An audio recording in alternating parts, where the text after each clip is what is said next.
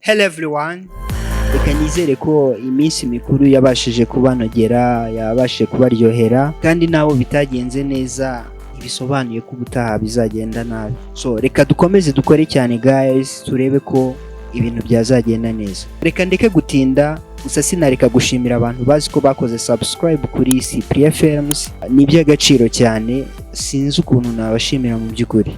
Mukomeze mungaragariza urukundo, mukunde video zanjye, biranshimisha cyane iyo mbonye umuntu atera comment ambwira ati na courage, ibintu ukora ni byiza, biranshimisha cyane. Ubutaha ni ingaruka, hari abantu nshaka kuzamentioninga by'umwihariko amazina yabo, abantu banyereka ko bandi hafi, buri video yose nshyizeho baba bari hafi, mpita mbona comment bampa courage, bagerageza gusharinga ibintu byanjye.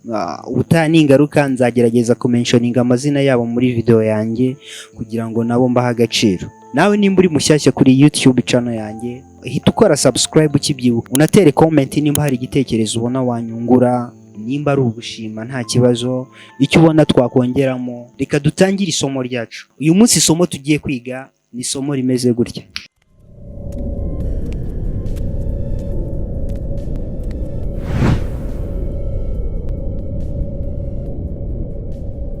Tugiye kwiga uburyo ushobora gukora transition ya zoom out muri Adobe Premiere Pro. Are you ready? Let's go! Amashusho tugiye gukoresha ni aya ngaya.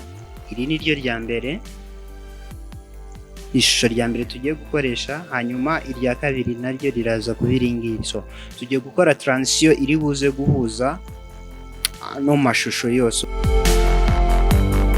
Ikintu ndi butangire nkora, ndaza hano kuri new item, creating adjustment layer. Nindangiza nyifate nishyire hano hejuru, nongere mfate indi adjustment layer nishyire hejuru n'ubundi ya mashusho. Nimara gushyira cursor yanjyemo hano hagati, mbare frame esheshatu, ngaruka hano hirya, 1 2 3 4 5 6. Nindangiza mpite rura ngeze hano,